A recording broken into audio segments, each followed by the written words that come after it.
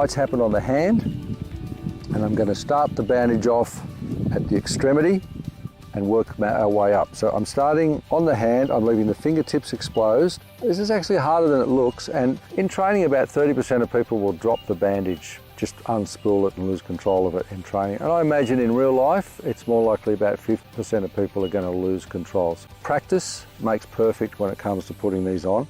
I'm rolling it on, and initially, I'm not making it too tight on the fingers. If Alison's got to wear this for 3 or 4 hours, that's going to become quite tight. She's going to have a crushed handshake effect, and it might cause her to start to wiggle and move her hand to get some sort of relief, and we don't want that. The bandage, the SMART bandage, is designed as a guide. Now, it's designed to get you in the ballpark to achieve the kind of pressures that you need to across a wide range of body types. But you must appreciate there is a difference between a child or a baby and an elderly person, and that needs to be taken into consideration. I'm catching the thumb, all good so far. At this point, I'm going to start to increase the pressure.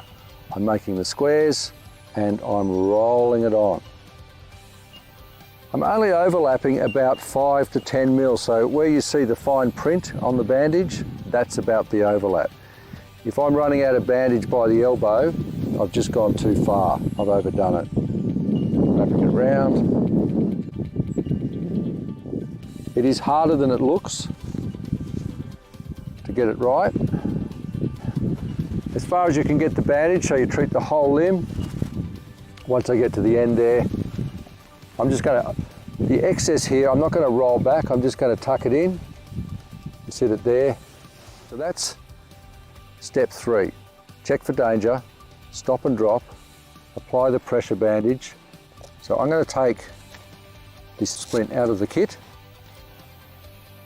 which is absolutely fantastic. This is what really makes the whole kit for me. So rather than mucking around with a sling and creating pinch points and so forth, and a whole lot of unnecessary movement as you try and work out a sling, we can put the splint on and do it all in one. I'm even going to mold it a little bit to make it more comfortable for you.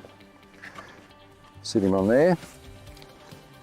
I'm taking out my, well, some people, this is all they've got to do a snake bite with, is one of these old-fashioned crepe bandages, and now I'm going to attach the splint. I'm not actually bearing down really hard with this bandage, it's just for fastening and locking it in.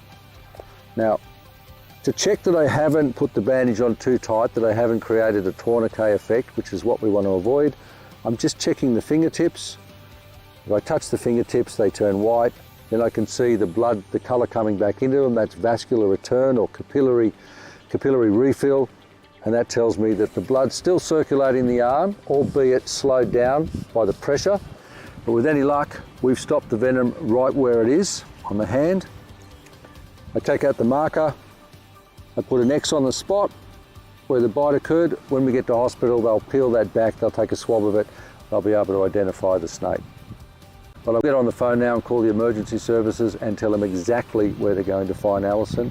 I'll wait with that till they arrive. And under no circumstances will I remove this bandage until Alison is sitting in the emergency room. The doctor is there, they have the antivenom, and they're ready to start the treatment. We advise you to get training, get professional training, do a snake safety course, first aid course, and become familiar with snakebite first aid. It's not a subject you can know too much about.